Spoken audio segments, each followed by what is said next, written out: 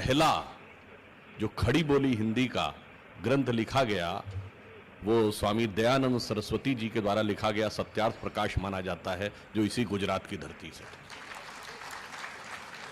हिंदी भारत की भाषा होनी चाहिए, यह विचार प्रतिपादित करने वाले महात्मा गांधी इसी धरती के थे।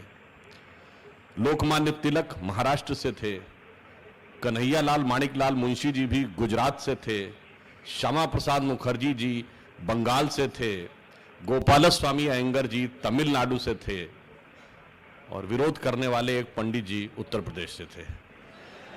अन्यथा वह समस्या कभी पहले ही बेहतर ढंग से समाधान हो जाता। और सिर्फ हिंदी का विषय नहीं है, समस्त भारतीय भाषाओं के अंदर जो स्व का तत्व है, जिसका कि अभी उल्लेख मोहन जी कर रहे थे, उन्होंने एक विषय कहा कि हमारे यहां युद्ध का भी स्वरूप क्या होता था, जो उन्होंने महाभारत का उल्लेख किया। तो मैं इस भाषा के विषय से ही उसका एक संबंध स्थापित करने का प्रयास करता हूं, जो मैंने पहले एक बार भी बोला था। भाषा हमारे मन में क्या विचार लाती है और हमारे स्व से कैसे दूर ले जाती है, और वह स्व हमारा भाषाओं के माध्यम से कैसे स्थापित होता है। जैसे अभी उन्होंने युद्ध का वर्णन किया, आप सब ने वो कहावत सुनी होगी, everything is fair in love and war. और इसका यदि हिंदी में ट्रांसलेशन हो या भारतीय भाषा में ट्रांसलेशन हो तो कहते हैं जंग और इश्क में सब कुछ जायज है। मगर न जंग हिंदी या भारतीय शब्द है, न इश्क भारतीय शब्द है, न जायज भारतीय शब्द है।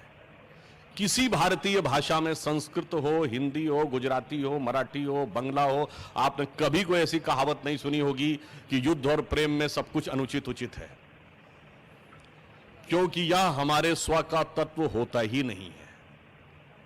हमारे यहां प्रेम त्याग का प्रतीक है और युद्ध का धर्म था। और प्रेम क्या त्याग का प्रतीक है? लोग प्रेम में या तो प्राप्ति हो जाती है, तो एक अज्ञे जी ने एक पंक्ति में लिखा था, वो मुझे बहुत उपयुक्त लगता है। आजकल तो युवक युवतियों में बड़ा प्रेम का भाव उत्पन्न होता है। अब उसके दो परिणाम होते हैं। अगर प्राप्ति हो गई तो वो हाला की तरह हो जाती है, यानी शराब के नशे की तरह, और यदि उसमें असफल हो गए तो वो अनुभवों के कड़वे रस का एक प्याला हो जाता है।